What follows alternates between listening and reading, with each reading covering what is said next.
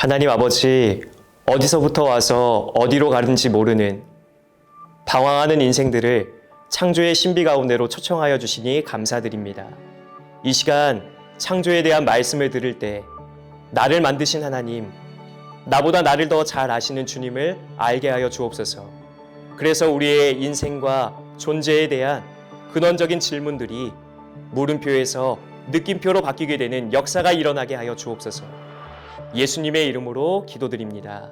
아멘. 태초에 하나님이 천지를 창조하시니라. 창세기 1장 1절. 자우림의 일탈이라는 노래는 이렇게 시작합니다. 노래 한 소절만 부르겠습니다. 매일 똑같이 흘러가는 하루, 지루해 난 아픔이나 해. 뭐 화끈한 일, 뭐 신나는 일 없을까? 우리가 군대에서 하는 생각과 크게 다르지 않죠? 그렇다면 인간은 왜 오늘 하루를 어떻게 보낼지 날마다 생각하는 걸까요? 그것은 인간이 모두 자신의 인생을 의미 있게 살고 싶어 하기 때문이라고 생각합니다. 그러나 인생의 목적과 방향을 모를 때 우리의 삶엔 기쁨과 만족이 있을 수 없어요. 그저 지루한 일상의 연속이 되는 거죠. 우리의 일상 가운데 어떤 의미를 찾을 수 없는 거예요. 그래서 일상을 벗어나 일탈을 꿈꾸게 되는 겁니다. 그렇게 해서라도 내가 살아가는 이유를 찾고 싶어 하고 만들고 싶어 하는 거예요. 하지만 하나님을 모르는 사람은 결코 인생의 참된 목적을 알 수 없습니다. 성경은 과학이나 진화론에서 말하는 것처럼 우리의 존재 자체가 빅뱅과 같은 어떤 우연에 의해 그냥 태어났다고 말하지 않고 사랑의 하나님께서 자신의 형상, 곧 하나님의 형상대로 우리를 지으셨다고 말하고 있기 때문이에요. 그렇기에 우리의 인생을 알려면 온 우주 만물을 창조하시고 나를 만드신 하나님께 물어봐야 합니다. 내 인생을 어떤 마음으로 어떻게 디자인하셨는지 말이에요. 이 시간 지구촌교회 최성훈 목사님의 말씀을 통해 저와 여러분의 삶을 계획하신 하나님의 창조의 신비와 그 안에 담긴 놀라운 사랑이 선명하게 보여지기를 원합니다.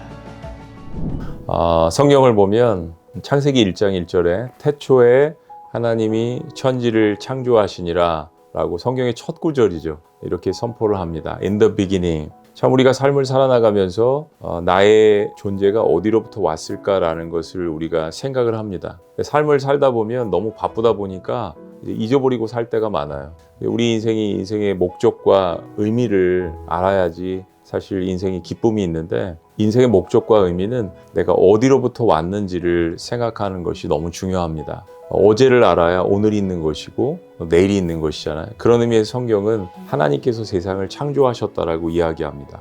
우주를 창조하시고 이 모든 만물의 근원이 하나님의 그 목적 가운데서 창조를 하셨다는 것이죠. 근데 하나님께서는 이 세상을 선하게 창조를 하셨거든요. 특별히 나라는 존재, 인간이라는 존재를 하나님께서 창조를 하셨다고 말씀하실 때는 하나님의 형상을 따라서 창조하셨다라고 이야기합니다. 그런데 요한복음 3장 16절에 보면은 하나님께서 세상을 이처럼 사랑하셨다라고 이야기합니다. 제가 그 진화론자들이나 혹은 신은 없다 라고 생각하시는 분들과 대화를 많이 해봤거든요. 그 중에 한 분 제가 생각나는 분이 하버드에서 이제 PhD를 하고 다트머스에서 가르치시는 백인 교수님이셨습니다. 이분이 진화론 책을 열심히 읽고 계셨는데 비행기 안에서 제가 전도할 수 있는 기회를 가졌어요. 그래서 제가 그분의 이야기를 한 2-3시간 들어드리고 대화를 하는 가운데 이분에게 그런 질문을 던졌습니다. 인생에 있어서 교수님 뭐가 제일 중요하다고 생각하세요? 이분이 관계라고 이야기를 하시더라고요.